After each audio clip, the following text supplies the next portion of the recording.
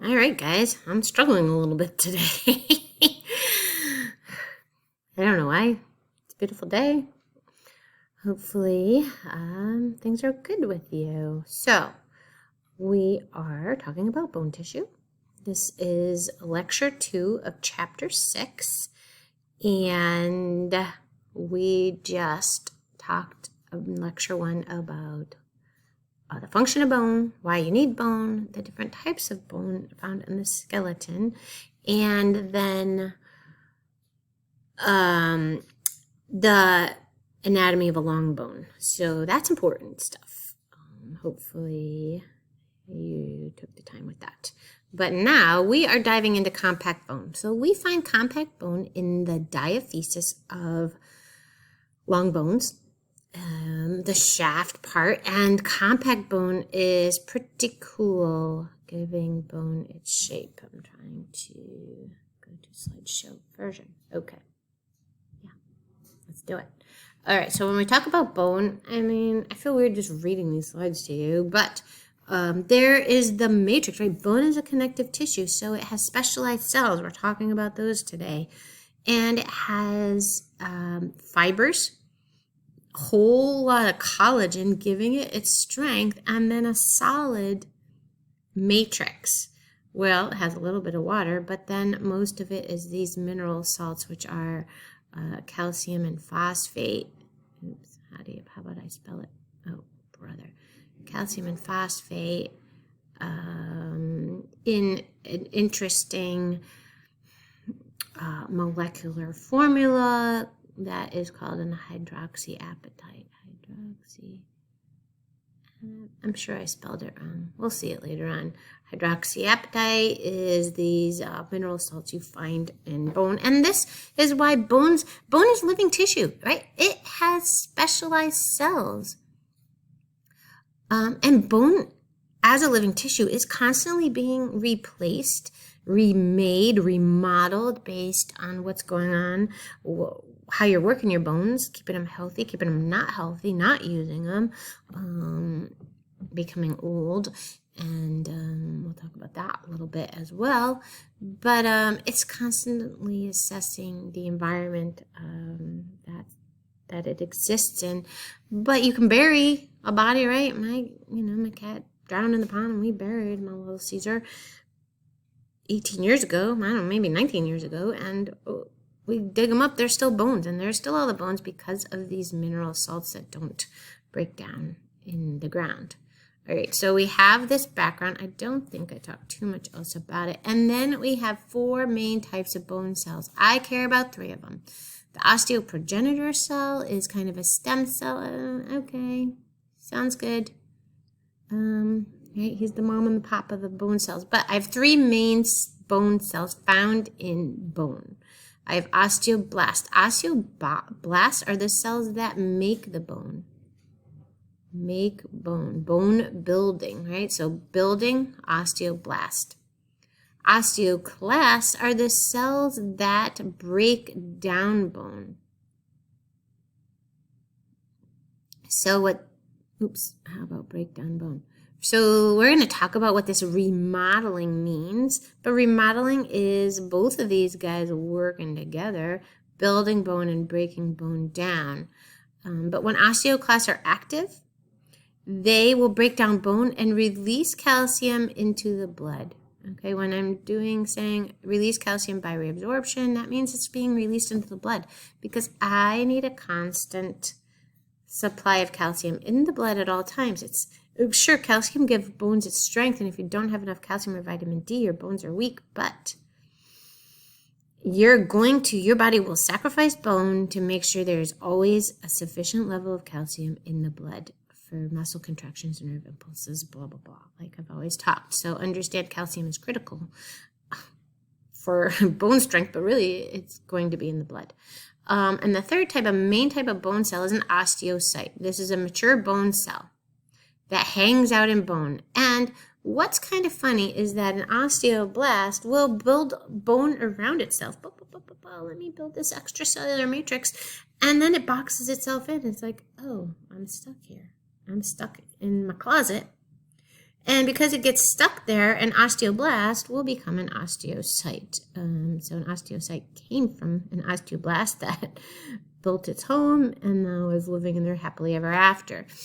So the osteocytes are existing in bone, doing their daily activities. That's kind of funny to me. I'm like, well, did you feed the cats? But also the ones that are going to be affected and call in osteoblasts and osteoclasts as it's needed. And we'll talk about that not in this lecture. I guess kind of down the road. Okay, so osteoclasts are these gigantic. Osteoclasts are crazy.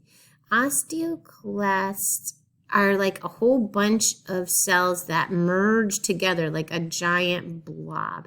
And they just crawl all around the surfaces of bone, munching it up, okay? They move along the bone surface and they break bone down, a type of phagocyte, engulfing whatever. Like they're just slowly creeping and crawling all around. And you want to kind of have these osteoclasts under control, right? Because if they run rampant, they munch down all the bone and you're going to have weak bone. That's what happens with osteoporosis. Osteoporosis, so usually women have estrogen, and estrogen kind of keeps osteoclasts under control. The osteoclasts knock it off. So when women go into menopause and are no longer making estrogen, then osteoclasts run wild and make bone brittle, munching it all up. And that's why elderly women have a greater incidence rate of osteoporosis. But that's also at the very end in the 6th lecture. We're only on lecture 2. All right, ruffled border. I don't know, I guess that's kind of funny why they keep talking about this ruffled border, but it just crawls around breaking it down. Osteoblast is making this, and then an osteoblast makes all this bone matrix around it. This solid matrix is called lamella. Oh, stop it. That's the solid bone part.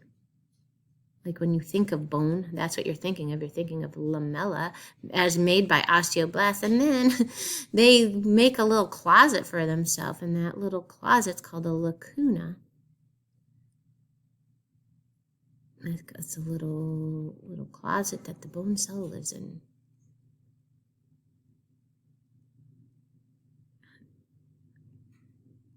And when he is all done doing his thing, he becomes an osteocyte. So an osteocyte used to be an osteoblast, but now he's stuck in there and he's like, well, I guess I'll just stay because you're not going anywhere.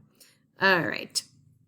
So when we talk about these 3 types of cells, osteoblast, osteocyte, osteoclast, they exist in both kinds of bone, compact bone and in spongy bone. So I'm laughing because I'm being interrupted by a little tiger. Tiger, say hi, you're on camera. And then, of course, I'm so distracted. I've got little Spunky down there hanging out with me. Hopefully I didn't make you too dizzy. And then I got little Jenny Penny under her blanket in the way back. And I don't see my screaming Mimi girl. You'll know if she comes in because she cries her little head off or whatever. All right. So let's go back to talking about compact bone versus spongy bone. We had our little kitty break. Okay. All right. So we find spongy bone in the epiphysis at the ends of long bones. Oh, look, I'm trying to use my finger. The epiphysis. Oh, hey, that wasn't nice. I found it in the epiphysis. I find it in flat bones, irregular bones, short bones, sesamoid bones, and then there's a little bit of it along outside compact bones. All right, so let's look. This is there 2? There it is. Okay. Well, so what we're going to talk about right now is there is spongy bone. There's spongy bone at the epiphysis, there is compact bone aligning the diaphysis. And if we were to take a section of bone, this is what it would look like. So we have these awesome circles. These awesome circles is an osteon. An osteon is a repeating unit of compact bone.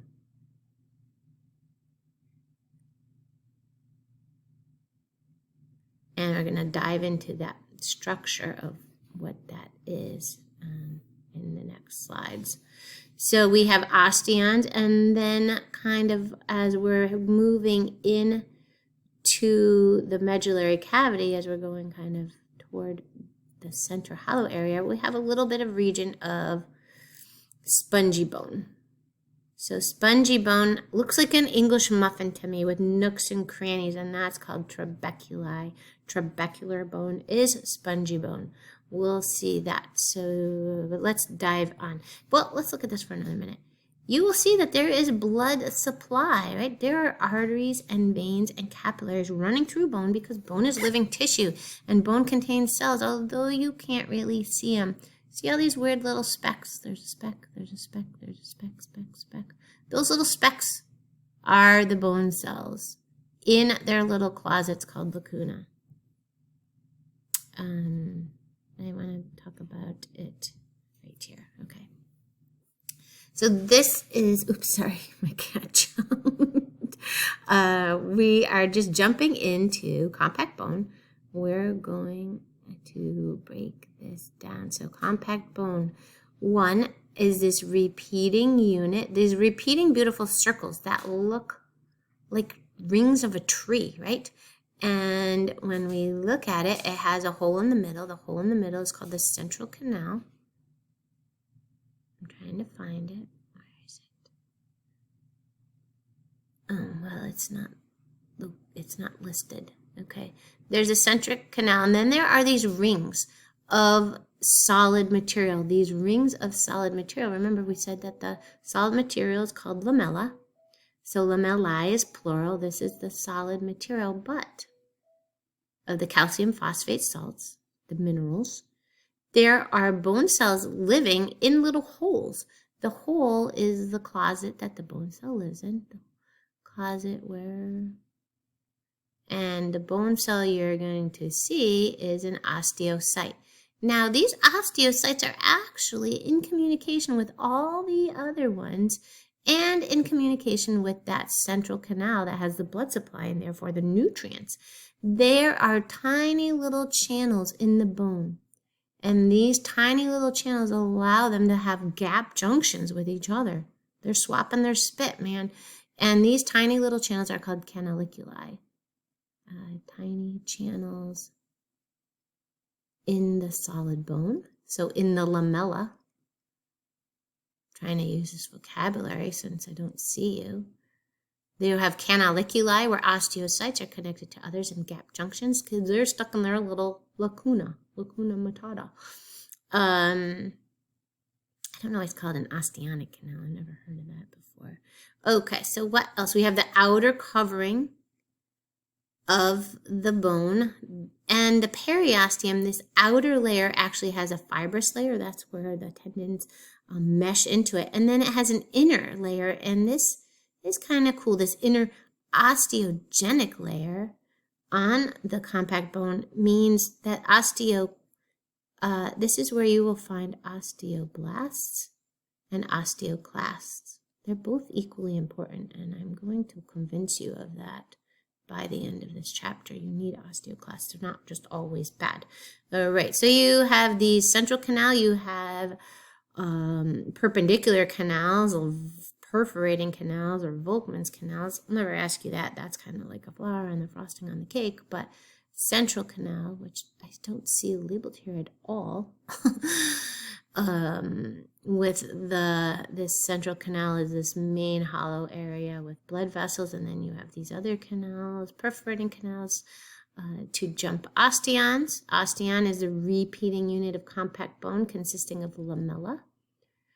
and osteocytes. Osteocytes talk to each other via those canaliculi and talk to the central canal. I'm going to have to write that in here. That's ticking me off. In central canal. It's supposed to be in central canal to get nutrients and ditch their waste. So we have the rings of solid material. Those are called concentric lamellae. And that has a whole lot of collagen fibers oriented a certain way to give it its strength. That's what's responsible for the strength of the bone. And you have other kind of filler solid. That's called interstitial lamellae. It's kind of, I'm just getting too technical and I'm starting to, I want to go back a little bit. Is it ever called a central canal? Oh, not in this. Oh, right here. Hallelujah. I knew I wasn't making it up. Here is the central canal where you find these blood vessels going in the center of osteon. Okay, so this is all the words associated with what we just talked about, the central canal, blood vessels, lymph, and nerves. I have the solid concentric, meaning a lot of circles of the mineral salts, extracellular matrix. I have the lacuna, the closets, where osteocytes live. I have osteocytes talking to each other and to the central canal via the canaliculi. And I have kind of filler, solid, interstitial lamellae. And all right, what's the difference between concentric lamellae, circumferential is at the very end, and we're not going to worry about that one. But then I also talked about these perforating canals that go perpendicular and jump from osteon to osteon. All right, so the take home in this is osteon, and I guess kind of everything. All right, look at that lovely writing. I love it. So when we go to spongy bone is lined with endosteum.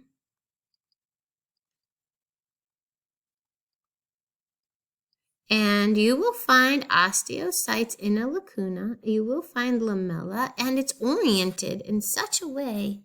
Well, this doesn't really, it forms, it looks irregular and random, but it's not. It's going to be giving it pretty decent strength. And you'll find osteoclasts and osteoblasts are lacunae with the osteocytes, canaliculi. And then this is called trabeculi. Oh, God, there's so much vocabulary. I like to call this the English muffin bone. I never ask you about this one. I do ask you about compact bone. English muffin bone because it's chock full of nooks and crannies. And the nooks and crannies of all this bone are called trabeculi. And the trabeculi are lined with endosteum. So don't spend too much time trying to understand spongy bone. Understand compact bone, right? That one is more our focus. Oh, look at this little green guy. He's so cute. Okay. But remember, spongy bone is found in the majority of flat bone. And then we also saw it in irregular bones and sesamoid bone. I focus on it. What's that? Okay, so I don't have too much to say about the blood supply. We will talk about the blood supply a little bit when we talk about the formation of bone in the next lecture. But no, there was enough. All right, so we did talk a little bit about the coverings of bone. Where's my pen? All right, so the membranes are the coverings of the bone. So this shouldn't be new material. We had the outer covering, the periosteum, which has 2 layers to it, right? We saw the outer fibrous layer of connective tissue. This will mesh with tendons and ligaments. Oh, sucker. You know, I say sucker, but I'm thinking a different word, by the way, that it kind of rhymes with. trying to be good. And then an inner layer that has osteoblasts and osteoclasts. We're going to leave it at that. We're not going to worry so much about this osteogenic cell. We're just going to go, you find osteoblasts and osteoclasts hanging out in the periosteum. Okay, they just hang out in, waiting for work.